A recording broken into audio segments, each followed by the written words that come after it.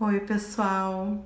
Eu vou começar de novo a live para ver se a Mariângela consegue entrar, porque hoje a gente vai conversar sobre o reequilíbrio tóraco-abdominal, que é um método que norteia o meu fazer fisioterapêutico já há 18 anos, né? E eu discuto muito ele com os meus alunos na docência.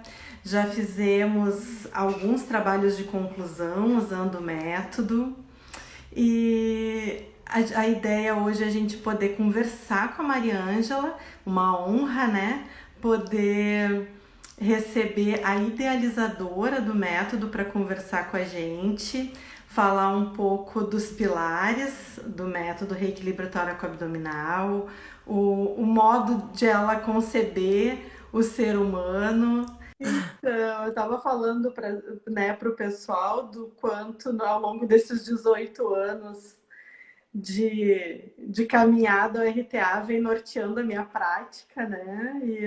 E a honra que é poder conversar com a idealizadora do método. Imagina, Lela. Um prazer para mim. Olha só, eu tinha te esperado com uma surpresa, então eu vou voltar à surpresa, tá? Não, eu ouvi. E tu sabe, e tu sabe que foi a música escolhida? Daquele show, né, que a gente assistiu aqui. Opa! Ó, Sim, que legal.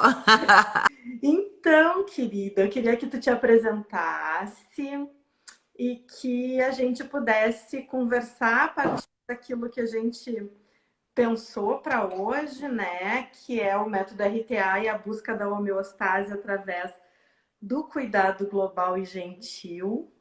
E são termos que me seduzem, me encantam enquanto fisioterapeuta.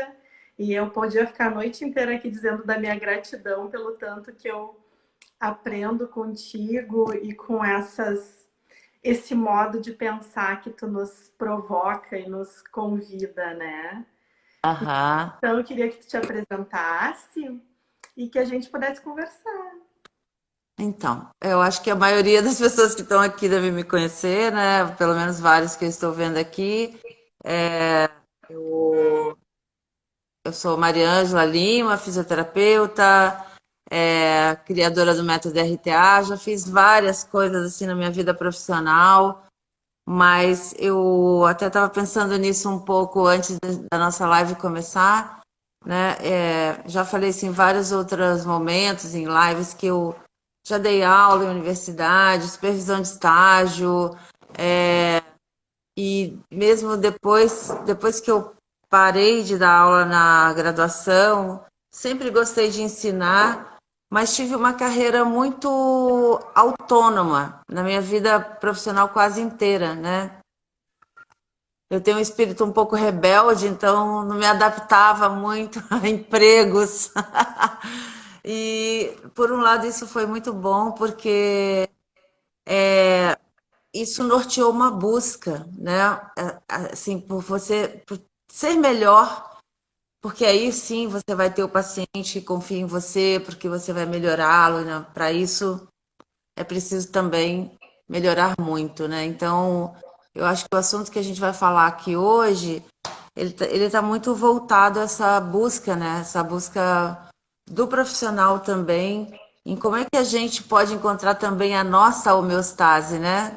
Diante de tantos desafios que existem, não só na vida profissional, mas também na vida em geral, né? Porque a gente é muito seduzido, às vezes, a fazer coisas que não são tão equilibradoras ou equilibrantes também para os indivíduos que a gente trata. Eu acho que seria bom a gente conversar um pouco sobre isso, sabe? Sobre toda a sedução que a gente sofre para se desgarrar do nosso próprio corpo e como um templo da nossa existência, né? Tipo, eu depois quero falar um pouco sobre um livro que eu estou lendo e relendo, que fala maravilhosamente sobre o corpo, não só coisas lindas, não, mas assim, sobre o significado mesmo que ele passou a ter no século XX, especialmente.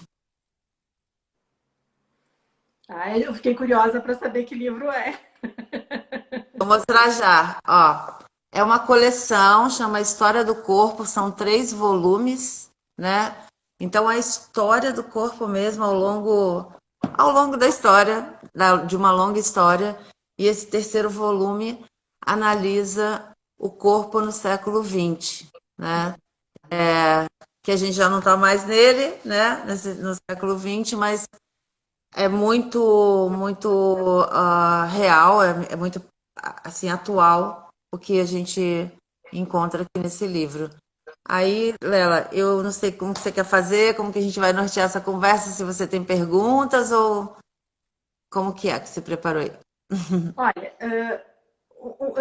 eu pensei em alguns nortes, na verdade não são tanto perguntas, mas eu também quero te deixar livre para te poder, assim, deixar fluir, né? Gostaria que, porque eu acho que muito da construção do conceito do método é essa tua fluição e essa tua fruição sobre, né, o sujeito humano e a vida, assim. Então, não é uma amarra, né? Gostaria que, pelo menos para a gente iniciar, que tu pudesse falar um pouco, assim, desse conceito. Na verdade, nem foi por ali que eu peguei minha colinha, mas eu queria muito assim que tu pudesse abordar sobre essa questão do cuidado global e da fisioterapia gentil, que, né, quando tu traz esse conceito para quem pratica o método, super é isso, né? Aham. Mas eu queria que tu pudesse falar um pouco da concepção desses dois conceitos. Então, assim, essa denominação, né, do RTA como fisioterapia respiratória gentil, eu acredito que a gentileza deva estar presente em qualquer relação, né? Não só de um profissional de saúde com seus pacientes, mas nas relações em geral. Não que a gente deva sempre assumir uma atitude ah, de talvez de concordância excessiva, porque em alguns momentos da vida a gente precisa, como me disse um amigo uma vez, levantar a espada, né? Tem alguns momentos que a gente precisa ter uma espada na mão, né? Porque senão a gente acaba sofrendo e se machucando muito. Mas quando a gente está num papel, né, especialmente nesse papel de empoderamento dado por um diploma que você tem, né, aquilo ali atesta que você tem um saber maior do que a pessoa que você trata, né? E durante muito tempo, e isso ainda é bastante praticado, essa prática da saúde imposta por um profissional sem que o paciente participe e que ele concorde e que aquilo realmente esteja fazendo bem para ele, né?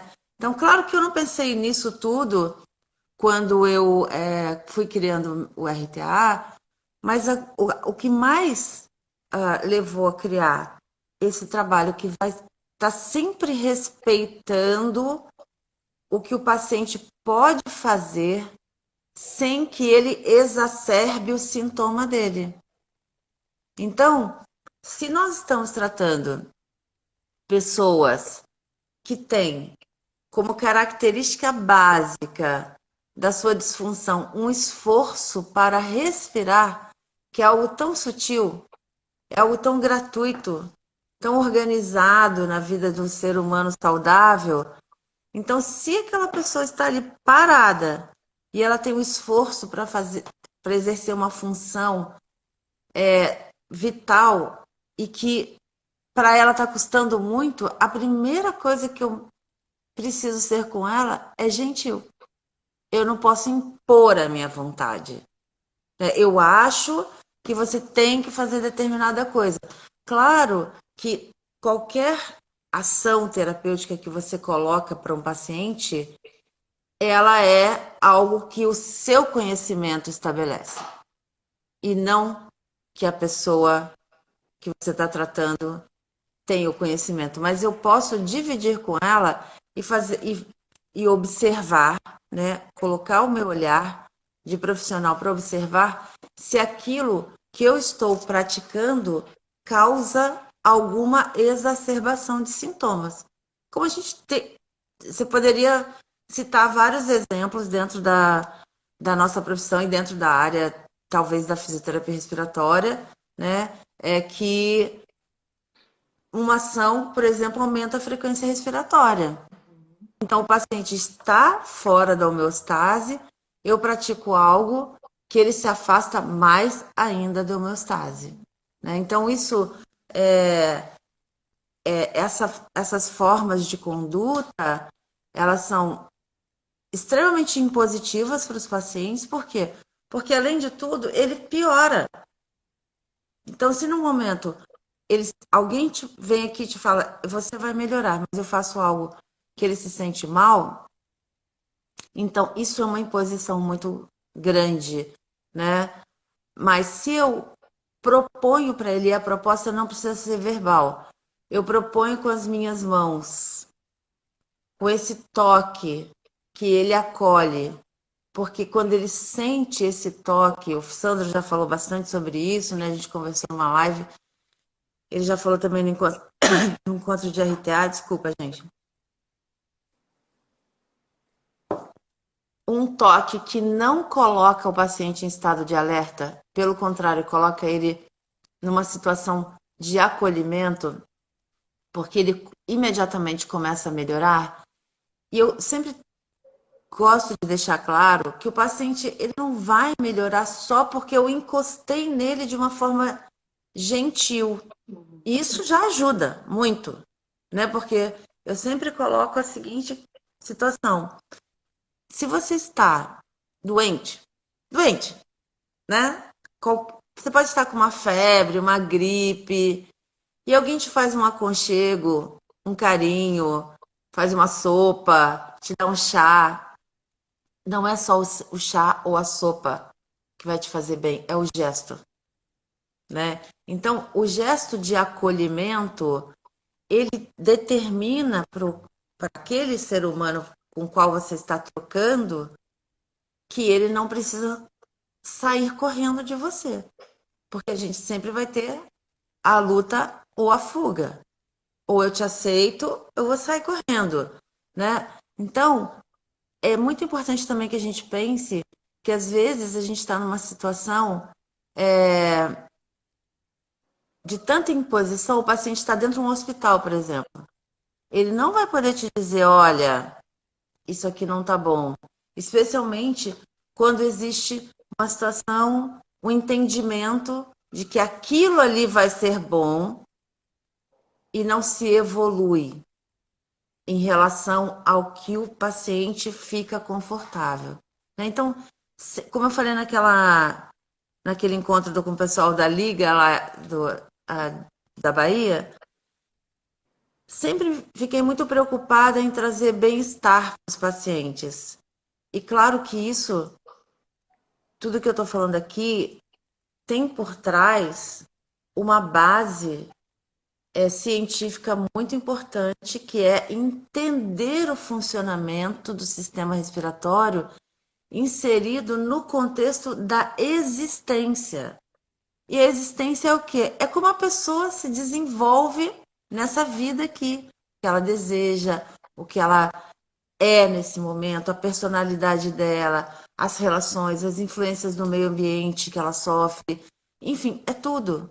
Então, claro que você se tornar um estudioso de cada pormenor da vida de um ser humano, isso é muito difícil. Então, a gente também tem que ter um pouco de sensibilidade e a gente precisa também ter um pouco de norte no nosso espírito e na nossa mente. A gente precisa ser cuidado mentalmente para poder cuidar de um outro ser humano, né? Então a gente precisa entender profundamente a questão do respeito E aí, quando você tem isso, né, por exemplo, fiz décadas de terapia e Eu, acho que fazer terapia ajuda muito nesse contato com o outro, a não invadir espaço, a não achar que eu tenho que fazer algo que não está fazendo bem para o outro, a entender que eu também preciso estar sempre evoluindo, né, estudando. E o estudar, nem sempre, gente, ele está só nos livros. Estudar é também observar, observar. Isso é estudo. Observar o efeito do que você faz no paciente, observar o comportamento, observar a movimentação de indivíduos diferentes. Então, isso também é aprendizado, viu? Você só consegue observar porque você tem uma base anterior. Você estudou cinesiologia, você sabe como os músculos atuam, como eles vão interagindo, né? Alguns profissionais sabem bastante coisas relacionadas a isso. E outros não, porque são matérias muito difíceis. Então, eu acho que essa questão do cuidado global e gentil, ela vai estar sempre centrada no bem-estar do outro e o seu como terapeuta, né? Porque o Sandro, às vezes, ele me fala, ele fala que quando ele me assiste atendendo, ele fala é como uma dança que vai acontecendo ali entre o paciente e a terapeuta. Porque essa percepção é uma percepção da leitura do padrão de respiração e daquele corpo animado que está ali na frente, animado com o espírito dele, né? Tipo, é um corpo que tem um espírito, que tem uma alma, uma personalidade. Então, deixa eu entender essa pessoa da melhor maneira possível, porque assim eu posso atendê-la no sentido de oferecer o maior conforto possível.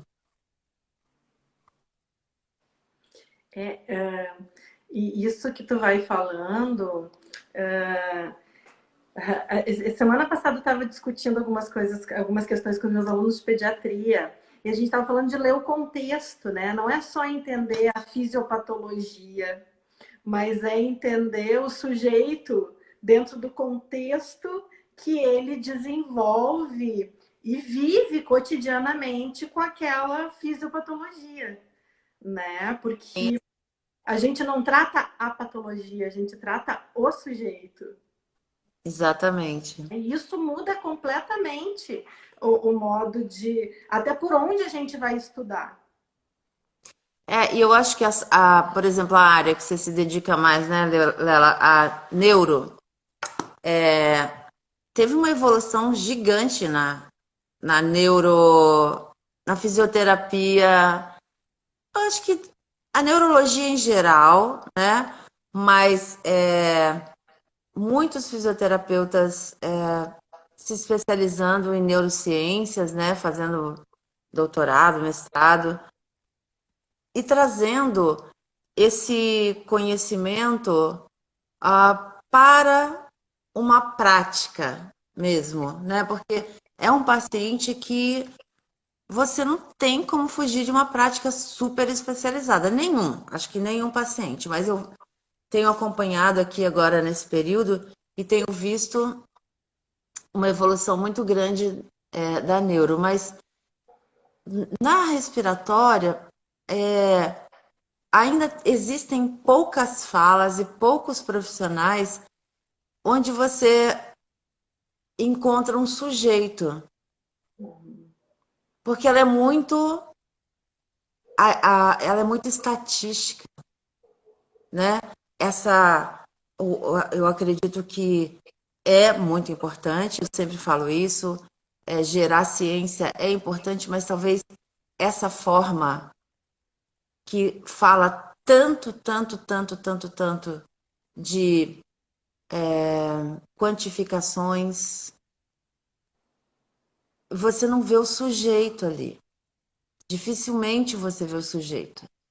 Então, para quem está começando, e eu vejo uma nova geração de fisioterapeutas na área de respiratória, de fisioterapeutas, eles querem aprender a tocar o paciente, a tocar de uma maneira que o paciente se sinta confortável, prazeroso e que ele, fisioterapeuta, sinta também que ele fez uma coisa extraordinária, né? Porque a gente tem que se exigir que o resultado seja imediato com o que você está fazendo.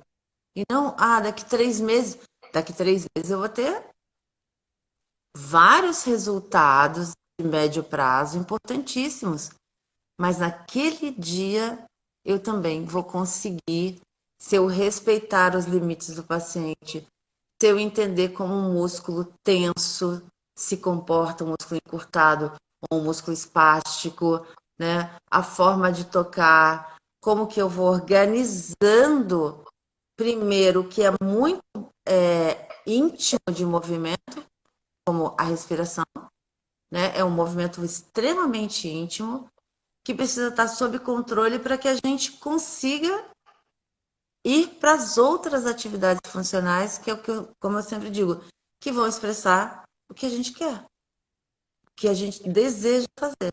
Então, esse respeito a essa intimidade, que a gente poderia assim, viajar um monte aqui, né, Lela? Sempre me lembro de um livro que eu tive contato há muitos anos, de um psicólogo chamado Stanley Kellerman, e ele diz que a nossa respiração é a nossa forma de contato com o planeta.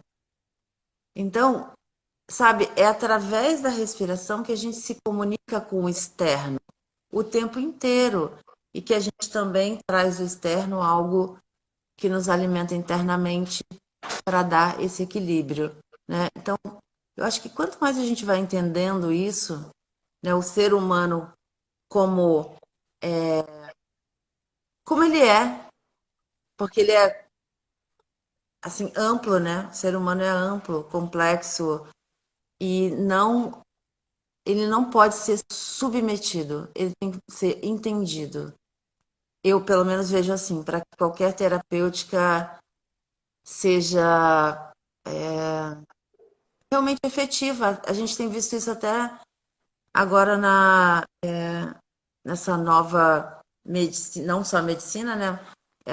Mas assim, a área de aplicação do conhecimento na saúde, que é o cuidado paliativo, que é uma área que você vê a preocupação e o respeito muito forte com o desejo do paciente, o desejo da família, né? E ela coloca bem claro isso quando é que eu estou, como profissional de saúde, e aí no caso muito mais o médico, querendo tratar demais algo que não é tratável, Uhum. né? Até pode provocar uma morte mais prematura, né? Existem situações que, se for uma decisão médica, eu tenho X% de chance, tenho câncer e vou viver tanto tempo, tenho um tempo definido. Mas se eu fizer quimioterapia, talvez isso me abale tão profundamente que eu morra antes. Então, esse tipo de ciência traz essa reflexão e traz esse olhar para o indivíduo que está submetido, né? Duas coisas nessa tua fala, assim. Uma enquanto profissional da saúde, principalmente quando a gente está na universidade, assim. Eu lembro que eu tinha essa gana, quando eu estava acadêmica, de querer curar todo mundo. E às vezes precisa de um tempo para a gente poder se dar por conta de que, né, a nossa mão pode muito, mas não pode tudo. E eu tive situações bem tensas, assim, dentro de UTI, sabe? De professor meu dizer, para, não tem mais o que tu possa fazer. Tu pode fazer 24 horas de fisioterapia, mas ela tem uma septicemia, tu não vai resolver isso, né? Sim. E essa paciente até não estava no script, mas já que a gente está falando nisso, né? Essa paciente é uma paciente que era uma paciente no hospital geral. Eu fiz a minha graduação em Novo Hamburgo e é uma paciente que assim eu peguei ela no quarto e depois ela foi para UTI quando desenvolveu essa sepse. E eu lembro de que um dia antes, sabe aquela coisa que a gente nem sabe por que que faz, que depois a gente fica pensando por que que eu fiz aquilo? Eu peguei Aham. ela numa cadeira de rodas e fui dar uma volta com ela no jardim do hospital. E fiz a físio com ela, assim, quase nada, porque ela era uma paciente daquelas de filme de Pat Adams, assim, sabe? Que jogava coisa na gente. Aham. E no outro dia ela foi para UTI, dali a coisa agravou, né? E até hoje eu fico pensando, eu não sei por que que eu fiz aquilo naquele dia. Mas o que eu sei é que a última vez que ela viu a luz do sol, que ela viu uma flor, foi porque eu fiz aquilo, Sim. né? E daí, assim, a gente redimensiona o que é ser fisioterapeuta e o que é fisioterapia, né? Quer dizer, era tão importante que eu ficasse fazendo padrão respiratório com ela no quarto, ia ter mudado a vida dela? Não, não, né? Não teria mudado nada no quadro.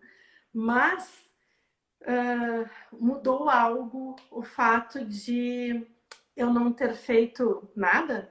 Não, né? E, É. Às é, vezes eu digo, é melhor não fazer nada do que fazer certas coisas que você não está muito seguro, né? E esse nada, por exemplo, que não é a gente que tem esse olhar, né, Lela, que a gente sabe muito bem, e acredito que todos estão aqui sabem que isso não significa nada, significa muita coisa, né? Você dá oportunidade, eu acredito que muita gente que está em casa hoje, hoje, por exemplo, de manhã, eu acordei e pensei, eu preciso sair de casa, eu tenho que sair um pouco. Eu só saio para fazer compras, assim, de mercado, esse tipo de coisas. Mas precisava dar uma volta de carro, sabe? E muitas vezes o que os nossos pacientes precisam é isso, é ver a luz do sol, também, né, gente? Porque aqui a gente não está falando da gente se isentar de fazer um trabalho direcionado à disfunção que o paciente apresenta. Mas, né, como a Lela falou, essa disfunção, ela está sendo percebida por um indivíduo que, como eu sempre coloco, tem desejos, né? Então, os desejos dessa pessoa precisam ser atendidos. A gente precisa interpretar, pode ser um bebezinho. O desejo dele, a gente sabe que os bebês recém-nascidos, por exemplo, sentem grande prazer na sucção das mãos. Se eu estudei isso, então isso é uma forma de eu levar prazer a esse bebê, de entender que o padrão flexor, aí você vai estudar tudo sobre o padrão flexor, né? Que ele proporciona ao bebê a sucção das mãos, as autocarícias, e que essa ação ela vai, por exemplo, desenvolver músculos da caixa torácica, melhorar o tônus dos músculos abdominais. Isso vai regular a ação do diafragma.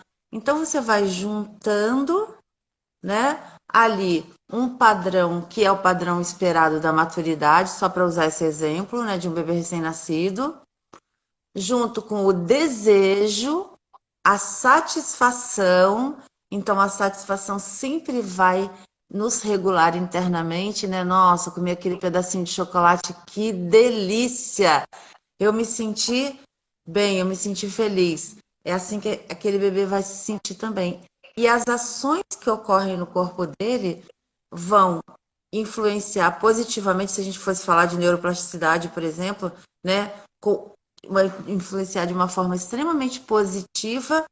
Por quê? Porque ele está se autorregulando, não só num padrão de flexão que é a base para o desenvolvimento sensório-motor dele, mas também que aquela situação toda está trazendo para ele um conforto respiratório junto com o que a gente vai fazendo de manuseio. E uma coisa que eu queria falar aqui, talvez para quem não conheça muito bem RTA, é que fica parecendo que o tratamento do RTA é só passivo, né? Existe muito ainda essa interpretação. Eu acho que agora que eu tenho conseguido dar mais cursos avançados em pediatria, né? Porque quando você dá um curso avançado no paciente adulto, apesar que a gente colocava adulto na UTI para jogar bola há 20 anos atrás, né? Mas quando você trata o paciente crônico, especialmente na pediatria, você não tem como fugir do movimento. A criança quer se movimentar, né? E a função ali, a função de todo indivíduo é o movimento. Mas fora esse momento que a gente está trabalhando mais passivamente, quando é que a gente escolhe, como um terapeuta praticando RTA, trabalhar de fazer uma abordagem mais passiva? Quando a gente precisa melhorar o desconforto respiratório. Quando eu preciso tirar um pouco da sobrecarga que aquele paciente tem, que pode vir de várias fontes. Então, ali, nós vamos trabalhar de uma maneira mais passiva. E esse passivo que vai reorganizando a respiração e levando ela lá para aquele mínimo esforço, mínimo gasto de energia e máxima eficiência. Então, isso vai levando o paciente para a homeostase, porque o esforço é uma carga alostática, uma carga é algo que o paciente faz para tentar manter o equilíbrio do organismo. Só que ao fazer isso, ele se desequilibra, obviamente. Né? Ele vai tentar manter meus gases, tentando manter a minha circulação, mas para isso, o que vai acontecendo? Toda uma desestruturação da forma como ele respira. Aí ele, como assim, ele respira pior, então os gases não vão se comportar em relação ao sangue da mesma maneira. Aí o coração tem que bater mais rápido, né? Então aí vem mais uma carga alostática. O que a gente vai fazer nesses momentos, às vezes iniciais de um atendimento, que você trabalha de uma forma mais passiva? Você vai organizar isso. Não, pera, vamos baixar essa frequência respiratória. Vamos baixar essa frequência cardíaca. Vamos melhorar essa saturação de oxigênio, né? E aí agora vamos para o movimento.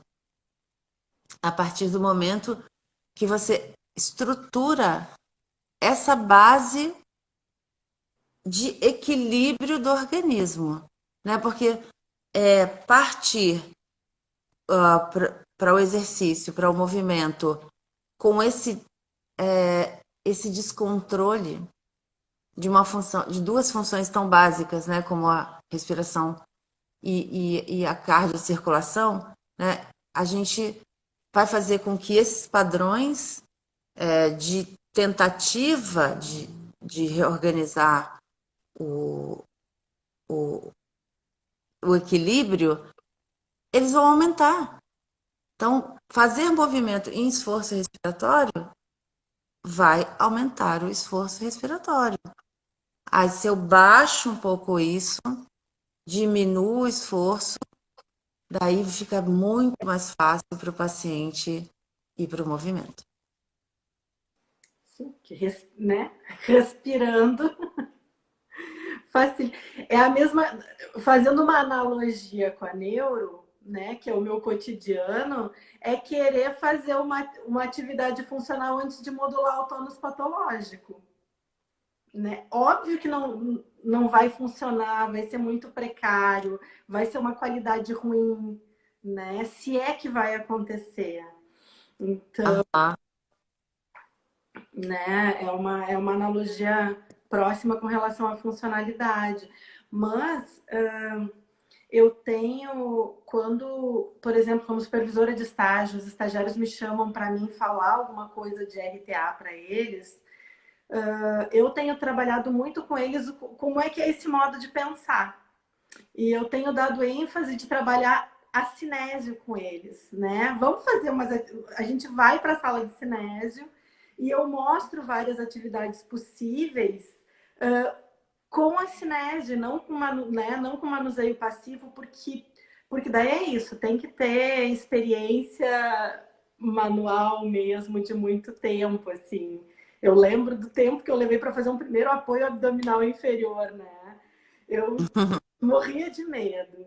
E eu acho complicado isso, assim.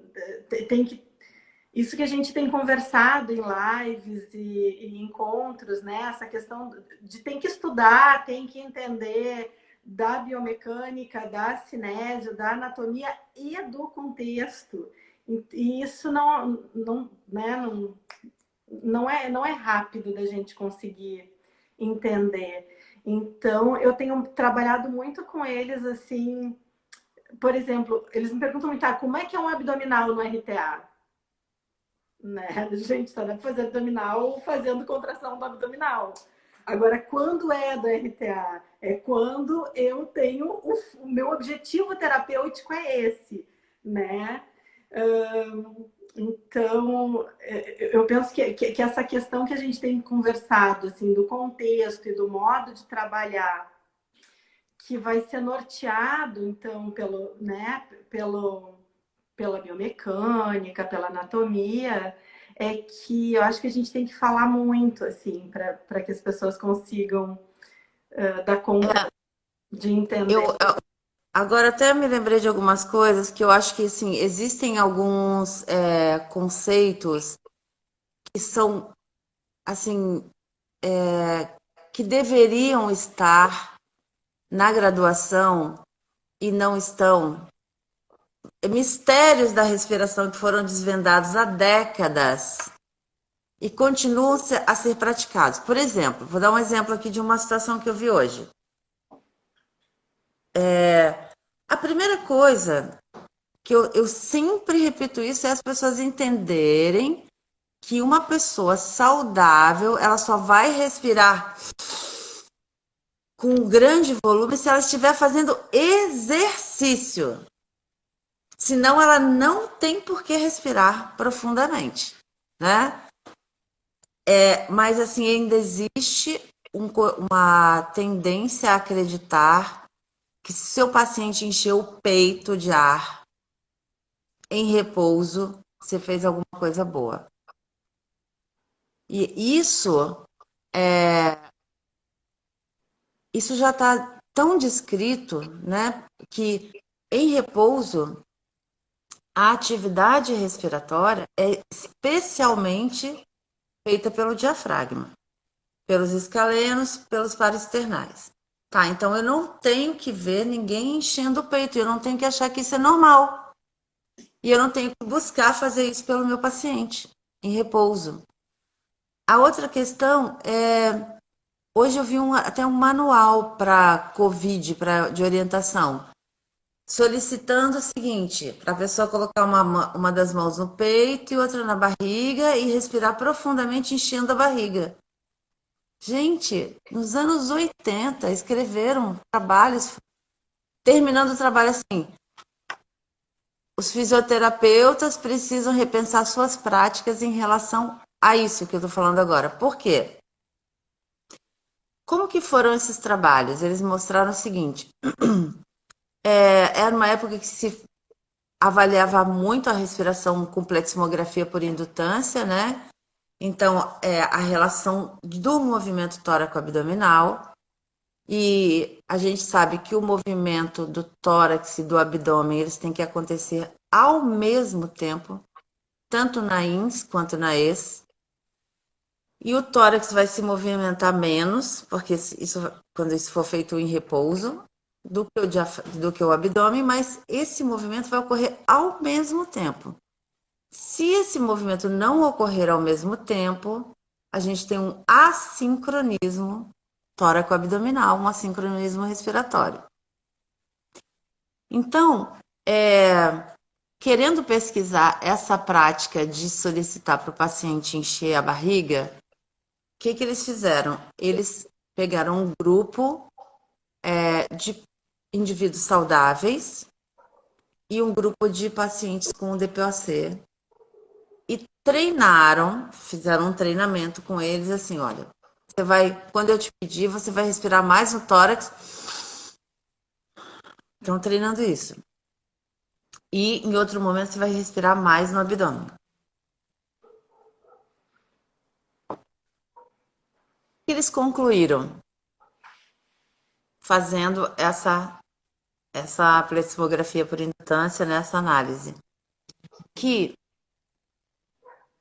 os indivíduos saudáveis, quando qualquer indivíduo saudável tenta respirar só com o tórax, tipo, eu tento, vou respirar com o meu tórax, não com o abdômen vai para dentro. E quando eu tento respirar com o abdômen, o tórax vai para dentro.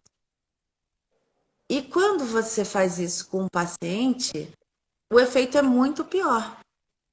Eu sempre que estou dando curso pergunto para as pessoas: você já pediu para um DPOC, por exemplo, um paciente qualquer, respirar com o abdômen? Já. O que acontece? Nossa, ele piora.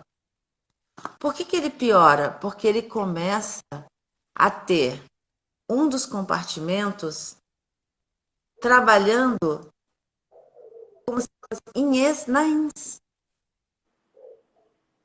Ou seja, eu estou pedindo para o paciente para criar um paradoxo com a respiração dele. E essa prática, ela é repetida, repetida, repetida. E aí, o que o aluno pensa? Isso está certo. Que eu tenho que pedir para a pessoa encher a barriga, né? Seria muito melhor a gente pedir, respira bem lento e profundo. Pronto. Sem setorizar. Por quê? Como a respiração, ela é uma função muito mais automática do que voluntária, porque a gente pode ter controle voluntário sobre a respiração, mas isso dura muito pouco tempo.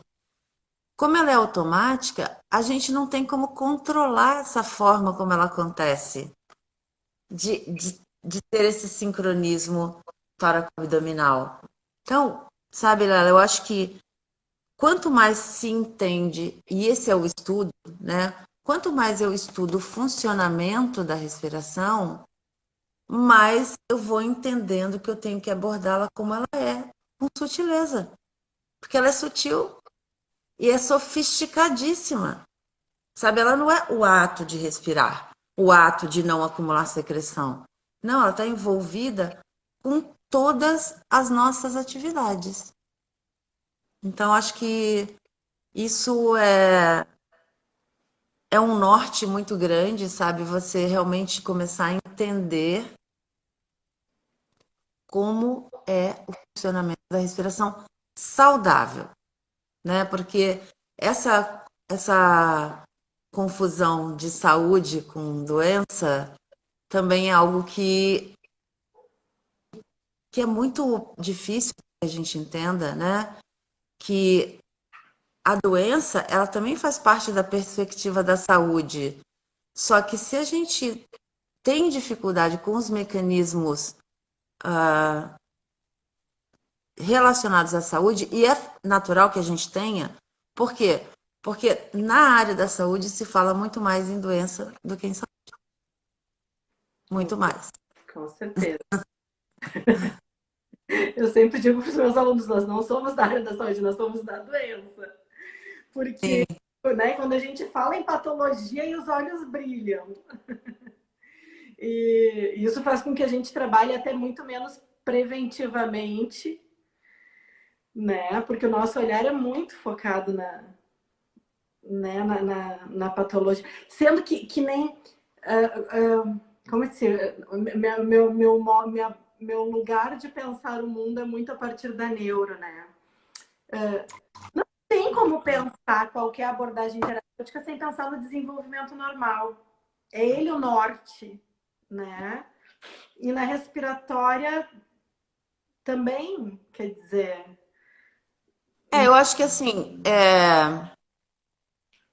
seria um pouco até uma atitude de não olhar para a realidade, a gente não ser, assim, não reconhecer aqui nesse momento que o RTA ele está à parte da fisioterapia respiratória um pouco, até por falta de reconhecimento mesmo do método em relação a esse establishment que existe da fisioterapia respiratória, né? Mas é fisioterapia respiratória, é uma outra abordagem, é muito mais ampla, extremamente mais ampla do que a fisioterapia respiratória, que, assim, porque eu chamo de convencional porque me chamaram de alternativa um dia, então, né? É, é uma fisioterapia mais convencional, porque ainda eu creio que precisa enxergar o sistema respiratório de uma forma mais abrangente, né? E hoje, de manhã cedo, eu assisti um documentário de um, de um atleta de futebol americano e ele jogou futebol e tal, aquele jogo super violento, né? Se aposentou e depois de um tempo, com 34 anos, ele foi diagnosticado com esclerose lateral amiotrófica. E ele resolveu viver, assim, encarar tudo que a doença ia trazer para ele, né? E também na perspectiva de que eles iam ter um filho, e ele era como um diário que ele estava fazendo para esse filho. E aí chegou o dia que ele começou a acumular secreção, que ele não conseguia tossir mais, né? Enfim, não tinha uma mobilidade do sistema respiratório suficiente, começou a acumular secreção, e aí veio alguém para tentar tirar a secreção dele, apertando o tórax, fazendo tapotagem, né? Então, o sistema respiratório ele é muito amplo para a gente entender isso dessa maneira. No caso dele, e foi uma opção, eu nem sabia desse dado, que 95%, não sei se esse dado é dos Estados Unidos também, dos pacientes com ela preferem não fazer a traqueostomia, porque é dispendioso, então lá tudo é muito caro, né? E ele escolheu, ele está há 10 anos, eu fui depois pesquisar na internet, ele está há 10 anos com a doença, e é incrível, é um documentário bem interessante, mas aí a gente vê como a fisioterapia respiratória, ela tem esse olhar, né? Um pouco, de uma forma geral, um pouco restrito em relação ao sistema respiratório, né? E eu acho que a gente pode fazer muito mais, né? Pode fazer muitíssimo mais. Claro que um paciente como esse vai precisar de suporte ventilatório, todo mundo sabe disso, né? Se quiser continuar vivo, vai precisar uma traqueostomia para estar com um respirador direto.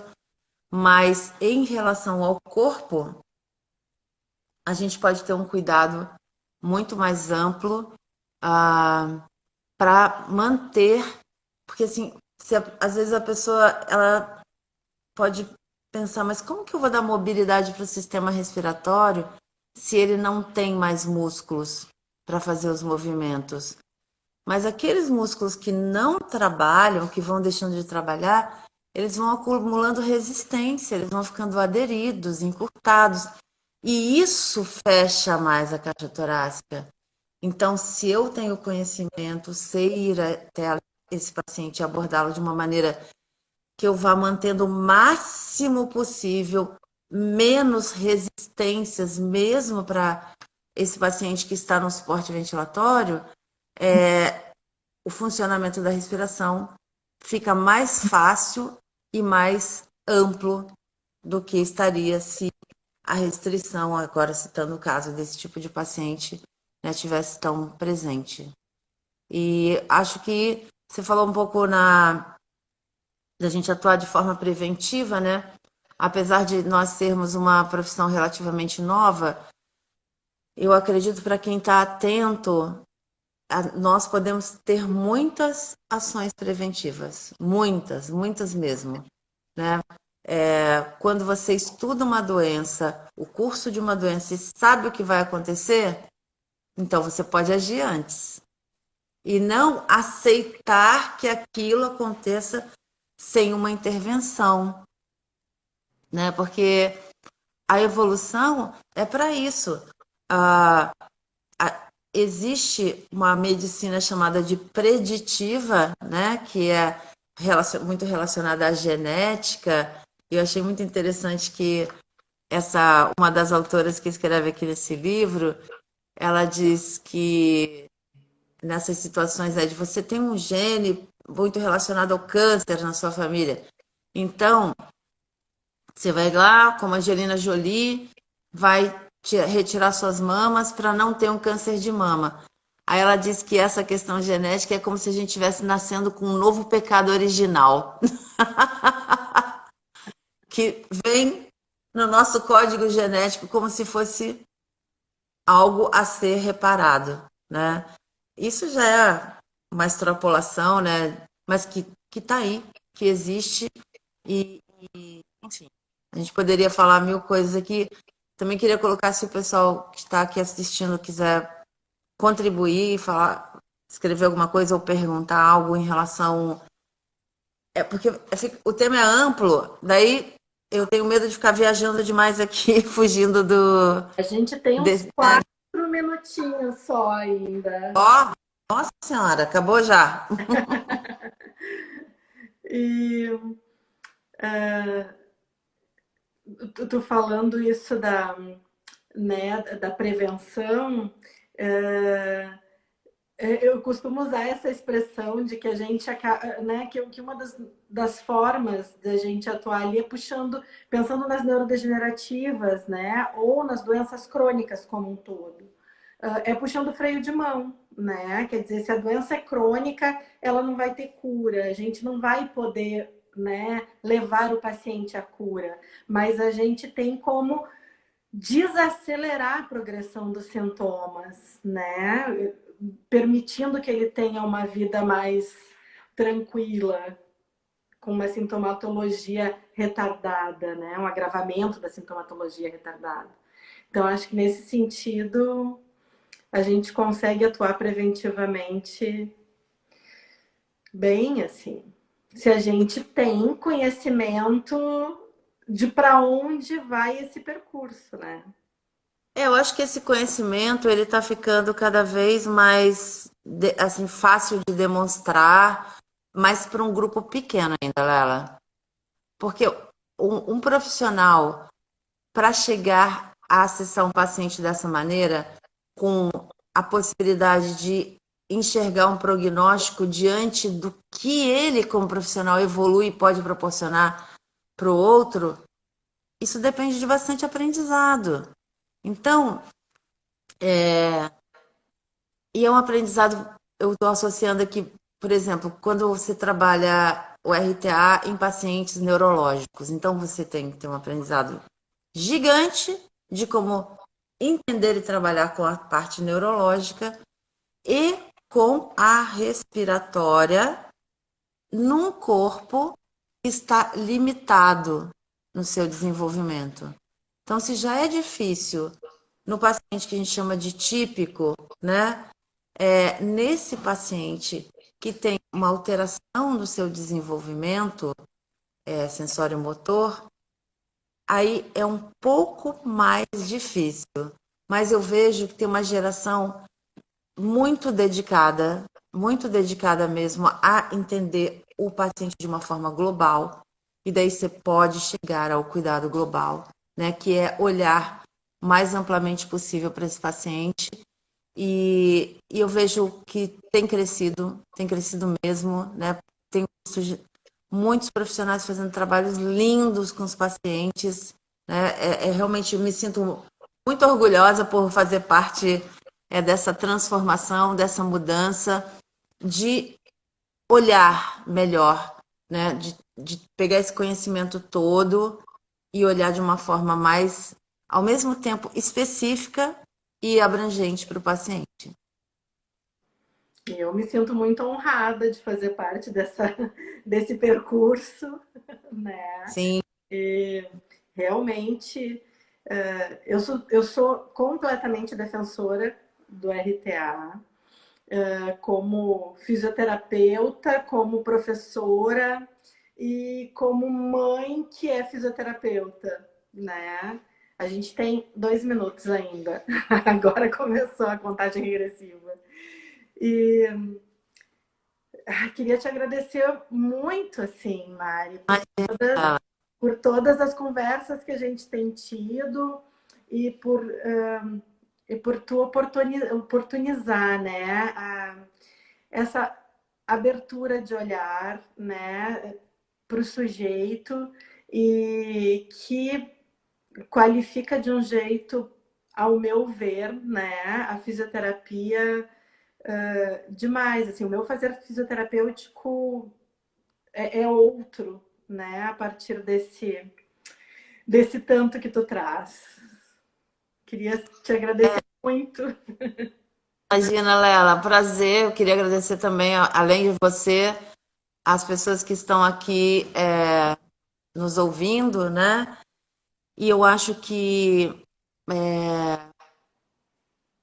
se tem uma coisa que eu acredito que eu possa estar contribuindo muito é em aumentar a crença dos profissionais em relação a eles próprios, né? E ao desenvolvimento dos nossos pacientes, porque são pacientes que eles têm esse, assim, essa fala em relação a eles. Ah, esse paciente, ele não melhora, ele é assim mesmo. E eu acredito que quando um profissional vai lá e experimenta isso e fala, não, ele muda, né? O paciente muda, ele melhora, você melhora. Então, eu acho que eu uso essa palavra crença porque eu acho que